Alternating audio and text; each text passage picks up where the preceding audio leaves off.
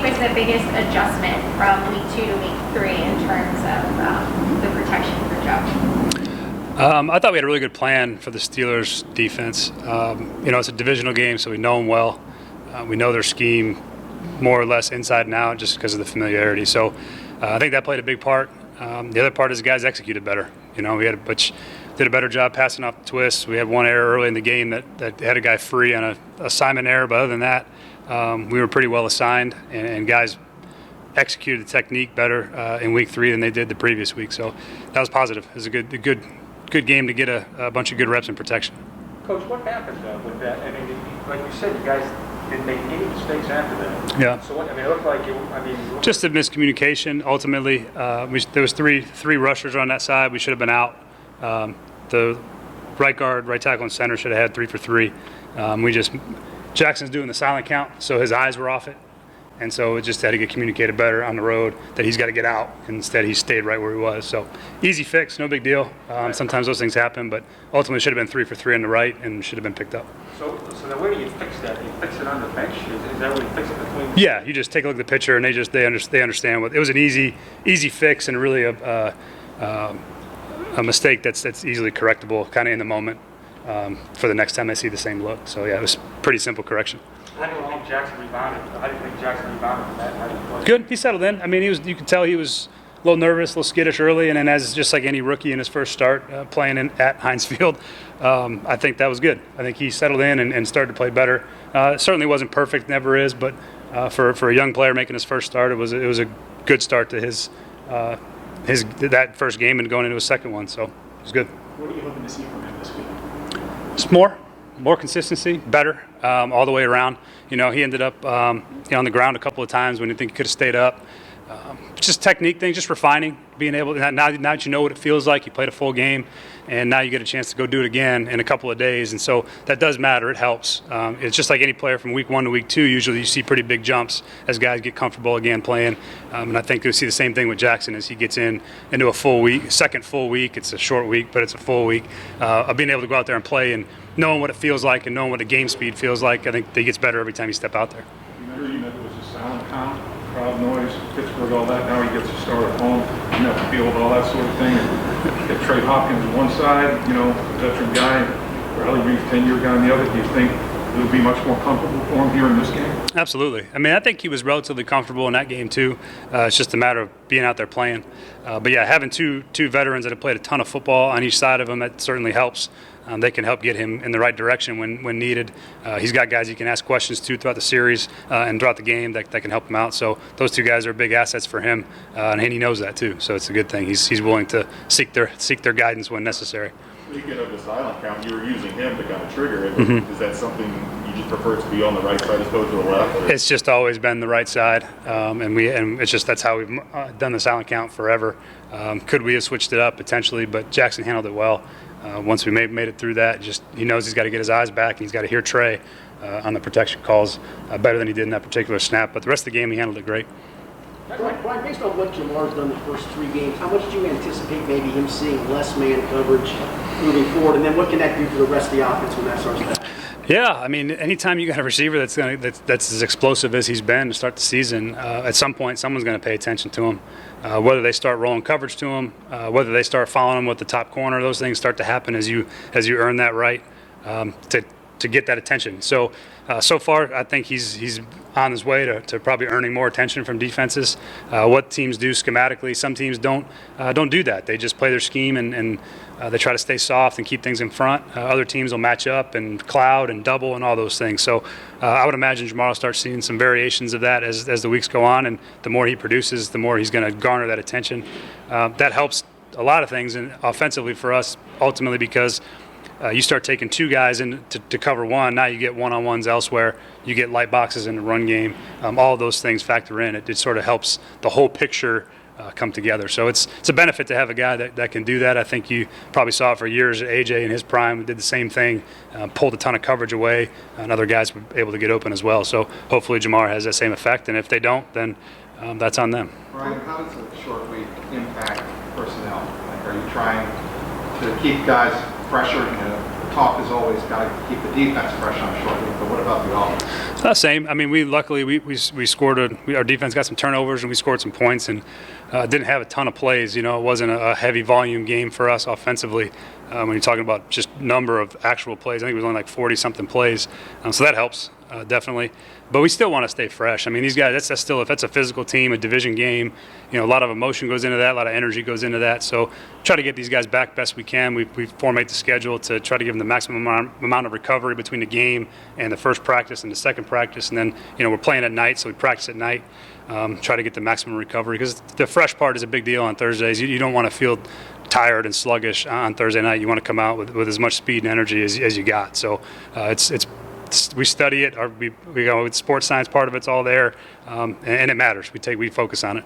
Trevor versus Joe this week. Zach was saying yesterday how teams are more open-minded with the number one pick with the quarterback. Like, why are teams now more open-minded with the quarterback and their style when they used to? That's a good question. I do think most teams, I don't know that I can speak for everybody, but most teams have some semblance of, you know, what did those guys do well in college and how did they do it well? And then how do you make that part of what you're doing? We always said around here, we tried to make year one for Joe like year three at LSU. So there wasn't this huge jump and adjustment. Try to do things he's comfortable with. Made sure we communicated amongst all of us that these are things you like, these are things you don't like. This, you're comfortable with this, you're not comfortable with this.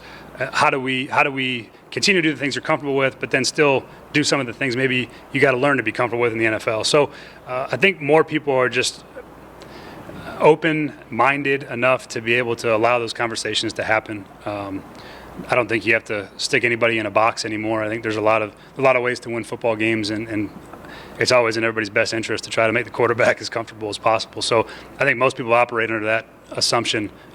Whether that's more now than it was before, hard to say, but I do think a lot of coaches around the league are much more inclined to cater to the quarterback's skill set and things that they're comfortable with. I think you look at Kyler Murray and what they've done, and even Robert Griffin when he was in Washington with Kyle Shanahan, those types of things. I think people are open to doing whatever that is for that particular player. Probably along those lines, he was comfortable obviously being empty in college a bunch. How much more comfortable would you like to see him be maybe under center and throwing a little more from that? Yeah, that's all part of it. You know, that's one of the things that Joe hadn't done a lot of coming into the league, and as the season wore on, we introduced more and more of it. We did a bunch of it obviously in the preseason and early in the first game, and there's, you know, times and places where it's not as good. Depending on the scheme you're facing and the personnel you're facing. But every week that changes, and that's certainly one of the things that, you know, we'd like to have more of as the weeks go on. And again, it depends on who we're playing and what they look like on the defensive side. But yeah, that's certainly part of it. You feel he's comfortable doing that? Oh, yeah. Yeah, absolutely. This isn't just about Joe, but offense in general. As you blend the two this year, especially with the live zone, how do you think that's coming along through weeks in particular? So far, so good, really. I mean, I think we've done a nice job in the run game. I think there was a couple of plays that should have been, you know, 50 and 60-yard runs that were 10 and 12. You know, we're on the safety, and Joe just gets tapped by Minka on one of them and kind of stumbles, and you love him to make him miss and hit it. Now, who knows how long it goes. And we had, you know, Joe's long run. We had a nice one break out on the right side there that was really good. He put his foot in the ground and got vertical. And, you know, those are the plays that hopefully as we get more of them, now we're turning 12-yard runs into 50s, and Joe's ripping through a safety or making a guy miss. And the more that happens, the more reps of that we get, the more chances of that happening. But I've been pleased with it. You know, there's some things that we're going to do, you know, obviously that we'd like to do more of from the under center part of the game.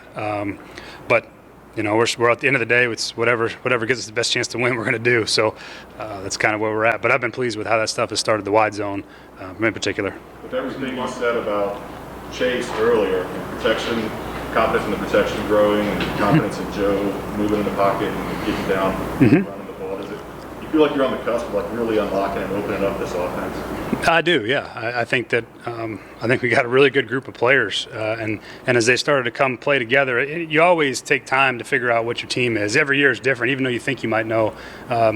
Events unfold, schemes are different you face, different types of players you go against.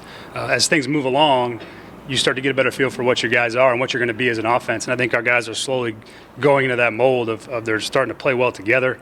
All these guys are starting to make plays. They're getting comfortable playing together again, and I'm excited about the direction we're headed. Now we still got to go play, and there's still teams that are trying to beat you. But I'm very pleased with how our group has come together, the way they communicate, the way they played together the last few weeks, and even in Chicago with some adversity, things didn't go great for a lot of the game, and we still found a way to get ourselves within a possession potentially of winning that if we got the ball back. And I think if we did, we would have won it. That's all in the past now, obviously. But I think our guys are learning how to play together and learning how to win. And I'm excited about our season-long potential, what it could look like. Guys were talking after the game, we're talking about how Pittsburgh ran some significant wrinkles, and you guys adjusted very quickly to those wrinkles. Do you think those wrinkles were related to injury, or was it just a natural progression at this stage of the season? It's certainly always going to be related to injury when you do some things. Most of what they did was more or less what they've always done. They were struggling to juggle their personnel up front. They were thin, but they played us in some. They played us in a way that I don't think we necessarily anticipated to start, just because of what their injury situation looked like. But once it happened, we had a plan for what they showed us, and we just moved on to that part of the plan. It's always kind of fluid and it adjusts as we get shown things. We make our counter move. It's kind of works like that in between every series throughout the course of the game. So I thought our guys did a great job of handling everything they threw at us and being able to respond to what the look was, and nobody panicked.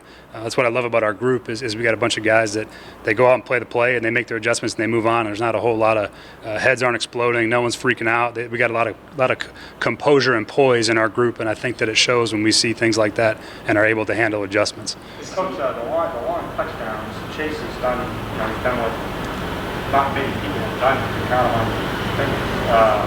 Do you contribute that to playing with Burrow 2 years before he came in? Is there something he said for that they're timing him along more? I think so. I mean, they did a lot of it. They threw a lot of touchdowns at each other. And the way you got to look at it really is he and Joe are now in their third year together. They had 2 at LSU, and now it's their third year playing. So that matters. It's like Joe and TB are now they're going into their second year playing. Those things matter. How much you can attribute one to the other based on the college tape, I don't know if you can really correlate it, other than the fact I just know what my eyes tell me, and it sure feels like they know how to play football together, and they've done a good job. So I think it does play a part, certainly. Myles Jack has had a great start to the year. What does he do in the middle? How does he anchor it? In every which way you expect a linebacker to. He's fast, he's physical, he's aggressive, he's smart. He's probably their guy on defense. He's the guy that you got to be aware of. You got to know where he's at in protection. You got to know where he's at in the run game, and you still got to get your hands on him. It's hard to do. He can cover. He's a physical blitzer, so our backs got to be tuned up for that. He's a UCLA Bruin, which makes me very proud. But he's a fantastic player. He's really had a great early part of his career, and he's had a hell of a start to his season. So yeah, he's one of the more dynamic linebackers in the league right now. Would Josh Allen be another guy? I mean, it seems like their backer, the strength of their defense would be the backers. Myles Jack and Josh Allen. Would Josh Allen put in that category? Yeah, they're different. Myles Jack's more off the ball. Josh Allen is an on-the-ball player. He's really a rush end, kind of a hybrid outside linebacker, but rush end. They've invested in their front. Jacksonville's front is good. They got 2 first-round edge rushers. They signed some money in free agency. Some of those guys inside. They're a good front. It's they were in that Arizona game, and then they gave Arizona's offense fits, and they're one of the more explosive teams early on. Really, the defensive turnover is what broke it open. And so we got our hands full. I mean, there's no easy games in this league. Records are really irrelevant, and it's a national televised game in a big spot for a team that's desperate for a win, just as much as we are. So, I don't look at all the other things other than what I see on tape, and I see a team that plays hard, and I see a team that's got talent. So, we got to be ready to go. It's 4 days away, and not now, but from 4 days from Sunday, and you got to put your helmet on and go play. And it's a good team.